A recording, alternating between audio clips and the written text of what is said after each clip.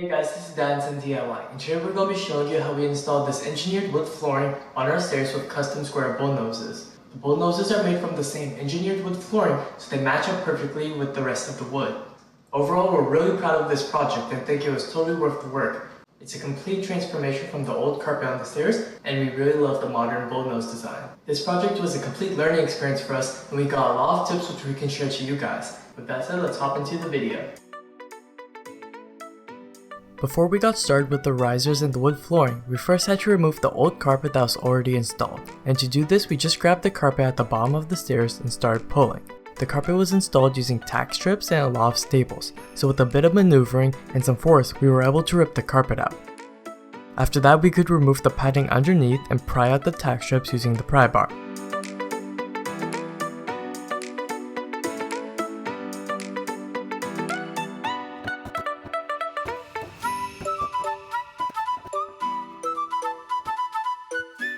After that, we were ready to remove the existing bullnose from the OSB stair treads. While the bullnose was great for the carpet installation, it had to be removed for the wood flooring. To better explain how we planned on doing that, we created a 3D model to provide a basic overview. This is a rough model of our stairs. As you can see, the treads have a bullnose that needs to be removed. To do this, we decided the best way would be to take a circular saw and cut the bullnose flush to the riser. This would leave us a flat surface for our new risers and treads to be installed on. So to begin actually cutting off the bullnose, we first created a line on the tread where we would cut on. To do this, we took 3 measurements of the depth of the bullnose using a combination square and transferred the measurements from the underside of the bullnose to the top. Then we used a straight edge to draw a line connecting the 3 markings. We did this for all the stairs, and while this was kind of repetitive, it was an important part of the process and had to be pretty accurate. We made sure to double check all of our markings before making any cuts. Once we had our markings laid out, we started cutting along the lines. Since, unlike the model, we had walls on both sides of the stairs, we had to plunge our circular saw into the middle of the bullnose instead of starting at one end. We then cut as far as we could before the plate hit the wall, before flipping the saw around and cutting the other side. The small sparks that are coming off of the saw occasionally are small staples being cut that we missed while removing the carpet. These are really bad for the circular saw blade, so it's important to pull out all the staples and nails before making these cuts if you plan on doing this project yourself.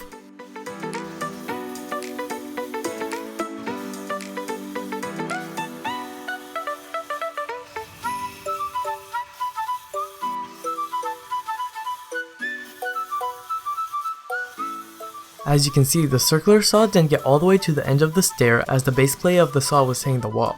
We used a jig saw which had a smaller plate than the circular saw to cut the bullnose closer to the wall.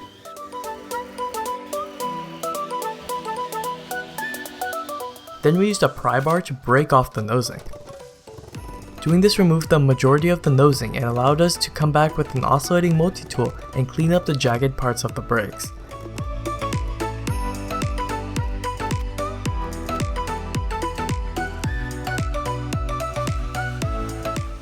We used a scrap piece of plastic cardboard we had lying around to keep the blade from damaging the trim on either sides. As you can see, the process worked out pretty great and we got nice clean cuts ready for the risers and wood flooring. The risers that we installed were made from 1x8 primed MDF boards that we first painted to match the rest of the moldings in our home. To cut them down to size, we created a jig to help measure the size for each of the risers. Every step needed a slightly different riser, and not all of them had perfect square corners.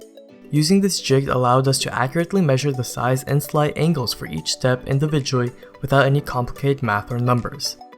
As you can see, the jig is made out of some scrap wood flooring. The long strip in the middle has a 1/4-inch hole drilled in either end, and the end pieces have the channel routed out for the side pieces to move along. If anyone's interested, we'll have a SketchUp file for this linked down in the description right underneath the like button.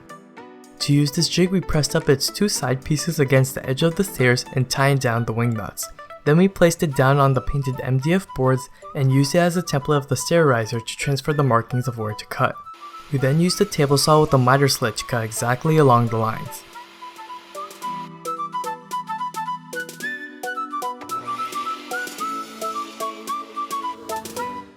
The MDF boards were slightly too tall for some of the steps, so we had to rip them down to the proper height.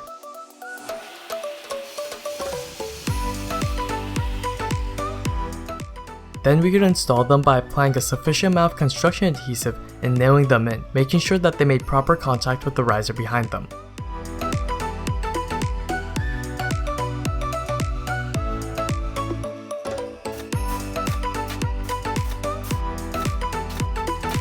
We then repeated the process again for the next step.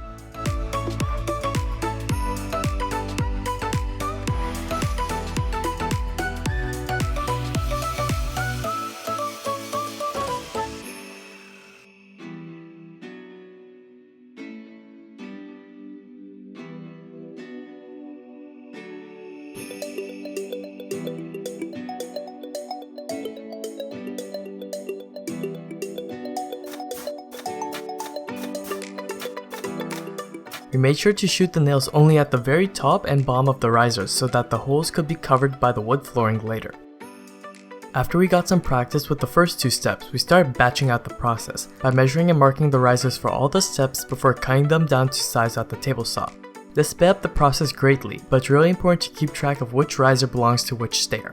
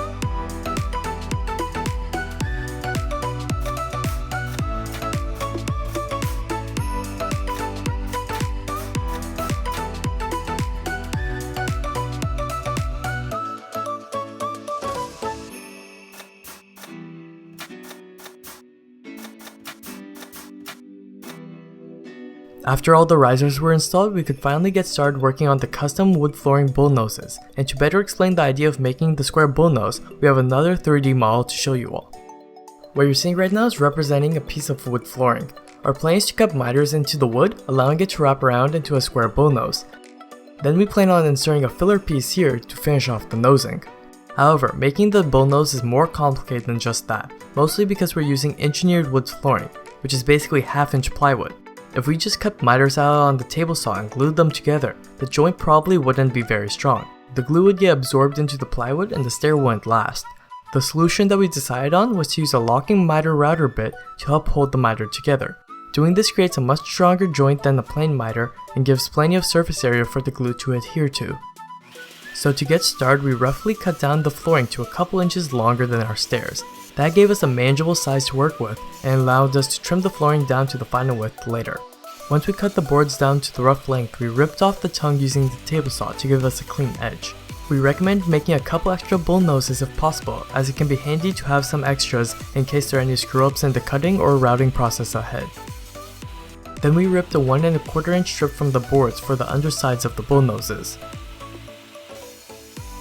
Right now we're cutting the strips at 90 degrees, but after a couple boards we switched to cutting the strips at 25 degrees so the router wouldn't have to remove as much material later on.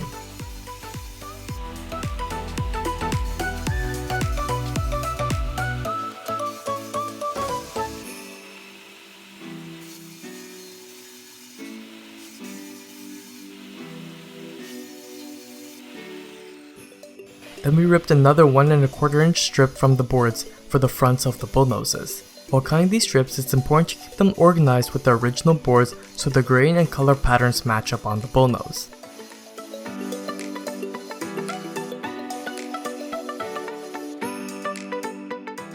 Here's a shot showing all of our scrap pieces, our pieces for the undersides of the bullnoses, our pieces for the fronts of the bullnoses, and our pieces for the tops of the bullnoses. So anyways, after we cut out all the pieces on the table saw, we set up the router and the locking miter bit with quite a few featherboards. We wanted to make the routing process as safe and repeatable as possible across all of the pieces. The actual process to set up the bit is out of the scope of this video, but we'll have another video linked in the description so you can check it out and learn how to set the bit up. The miter bit that we used was sent out to us by Kowood, and it turned out to be pretty high quality. It was able to handle routing all the strips for the Bullnoses without getting dull. They also sent us some other products, including this router bit set, these angle grinder wood carving discs, and these reciprocating saw blades. We'll have all of these products linked down in the description in case you guys are interested. After getting the setup ready, it was just a matter of pushing the pieces through and letting the router do most of the work.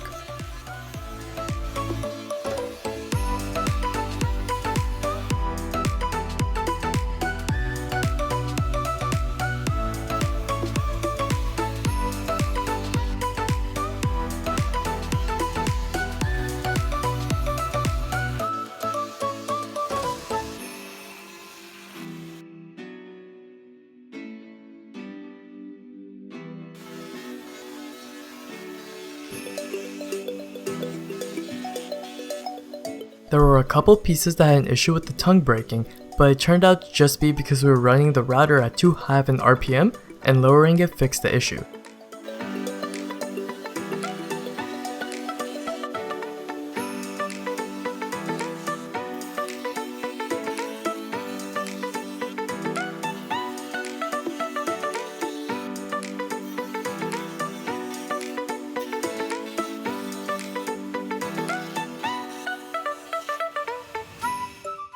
Here we did a dry fit of the boards, and as you can see, it turned out pretty good. After that, we cut the middle filler strips from some scrap 1x material that we had lying around.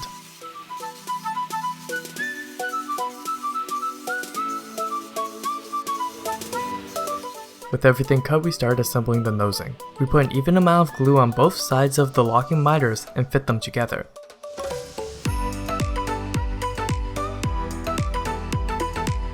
Then we glued in the filler piece and tacked it into place with some pin nails to stop it from moving around.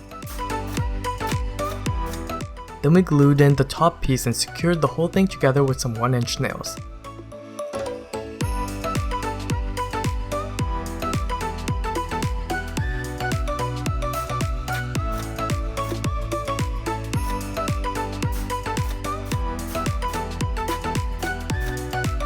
After that, we repeated the whole process for the rest of the steps.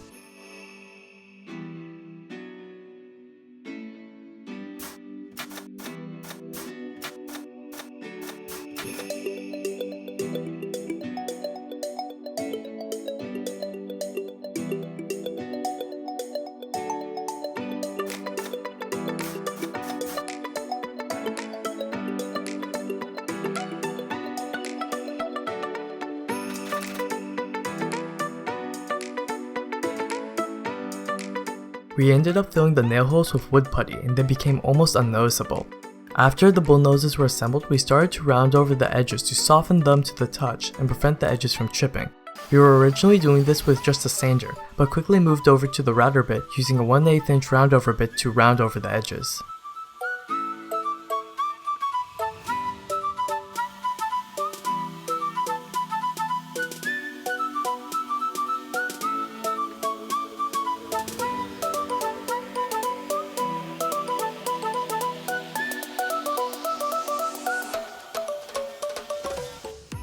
As you can see here, there were some gaps in the edges of the Bullnoses. The actual glue up ended up being a little more stressful than what was shown in the video. We had a hard time getting the edges to line up perfectly, and this was mostly because we didn't set up the locking miter bit perfectly. With these types of bits, the fit really needs to be as perfect as possible, so we highly recommend taking some extra time to set up the bit. Thankfully, we were still able to use these Bullnoses. The ones that had larger gaps were filled with a mixture of sawdust and wood glue, and then sanded smooth.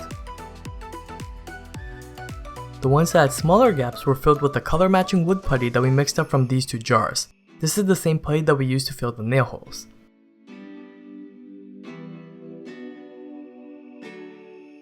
After filling the joints, we then stained the edges to match the wood. To do this, we first applied a gray stain and then a brown one. This gave us a pretty good match to the flooring, as you can see here.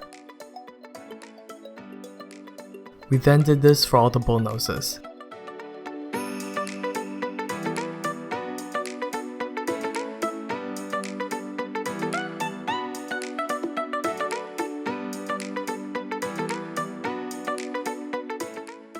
After all the Bullnoses were done, we started installing the wood flooring on the stairs.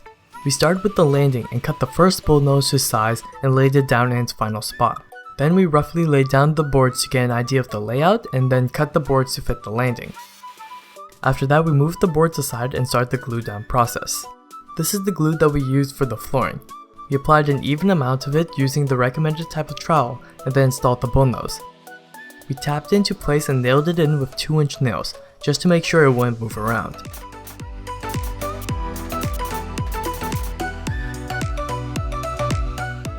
We then kept applying the glue and laying down the boards, making sure to keep all the seams tight.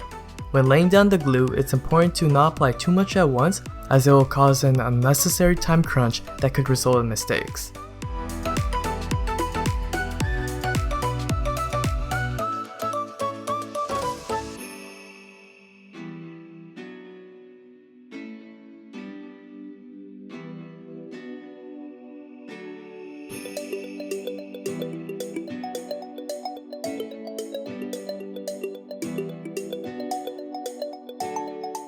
We let the landing dry overnight and the results were pretty good. We then installed the last riser, which we were waiting to install until the landing was done.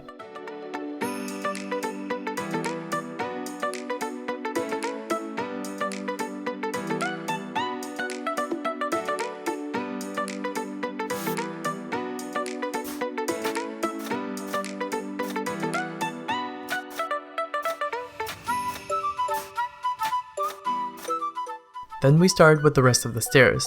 We used the same jig as with the risers to measure the length of the treads. After that, we dry fit the wood flooring with our bullnose and transferred the markings.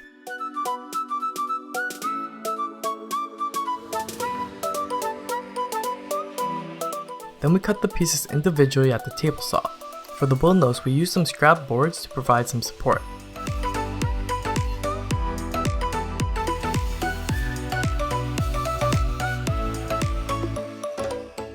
We set the tread into place after cutting it, and as you can see, the fit was perfect, with no gaps on either sides.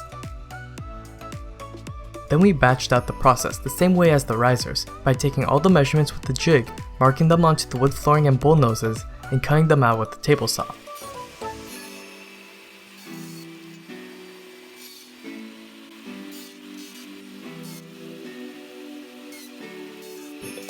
Once all the treads were cut to size for their respective steps, we applied the glue and installed them, making sure that they were pressed up tightly against the riser.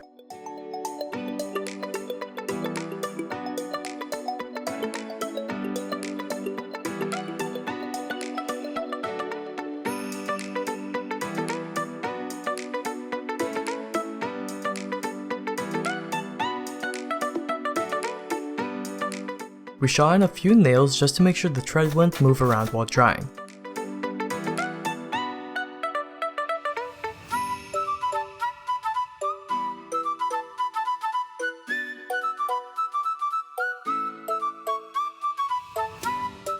On the bullnose, we applied a bead of liquid nails just because it was easier to handle in the tube than spreading the adhesive with the trowel.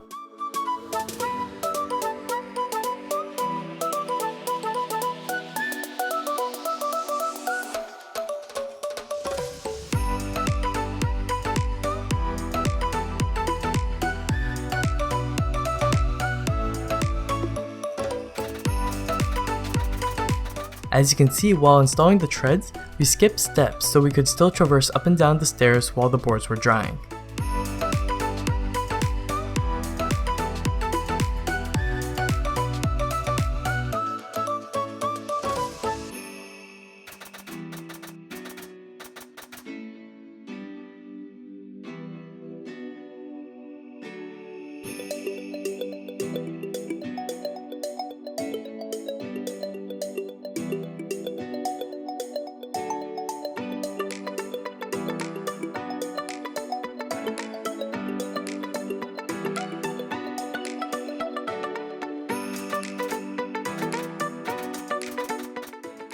After the installed boards were dry, we went back and installed the rest of the treads the exact same way.